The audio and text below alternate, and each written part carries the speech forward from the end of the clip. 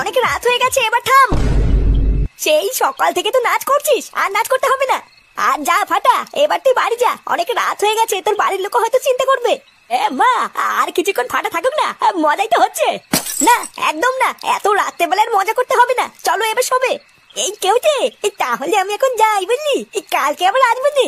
হ্যাঁ যা, আর কি বা বাল বলবো।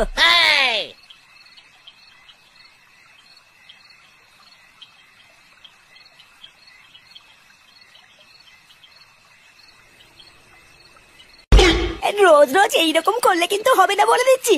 এইভাবে 100 টাকা নিয়ে আমি চলতে পারি না। কালকে যদি 150 টাকা দাও তাহলে এসো। আরে কি বলো, হবে না? তোমার সাথে কি আমার এই সম্পর্ক নাকি? এতদিন ধরে তোমার কাছে আসছি, এখন যদি এইটুকু সাবসিডি না দাও তাহলে আর কি বলি? আমি তোমার এত পুরনো কাস্টমার, 50 টাকার জন্য ঝামেলা করো না।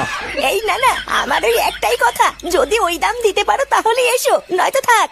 আরে ছাড়ো ছাড়ো, ওইসব কথা বাদ দাও, আজকে যাই, কালকে না হয় দেখা যাবে।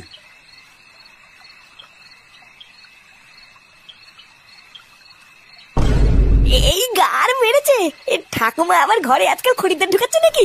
এই দাদু মরার পর ঠাকুমা যে হুদা এইভাবে দেহ ব্যবসা করবে, এ তো ভুদা আমি ভাবতেই পারিনি। না, আজকে যখন ভুদা ব্যাপারটা একবার চোখে পড়েছে, এর একটা হেসলেস করতেই হবে। এই কি রে ফুটো, তুই এত রাতে? বাড়া, সত্যি করে বলো তো, তোমার ঘর থেকে কেবলই ওটা কে বেরিয়ে গেল? আমার ঘর থেকে কই কেউ বেরোয়নি তো। ভুদা দেখো ঠাকুমা, আমার সাথে কিন্তু ছিনালি করবে না বলে দিচ্ছি, আমি নিজের চোখে দেখেছি। ভুদা ভালোই ভালোই বলে দাও, ওই বুড়ো পাঠাটা কে ছিল?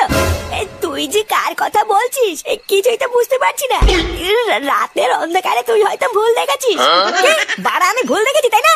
লেওরা, তাহলে ঘরের ভিতর থেকে ওইসব কিসের আওয়াজ আসছিল? তুই যে কি বলছিস, কিসের আওয়াজ? ওই এই আওয়াজগুলো কে করছিল? হ্যাঁ,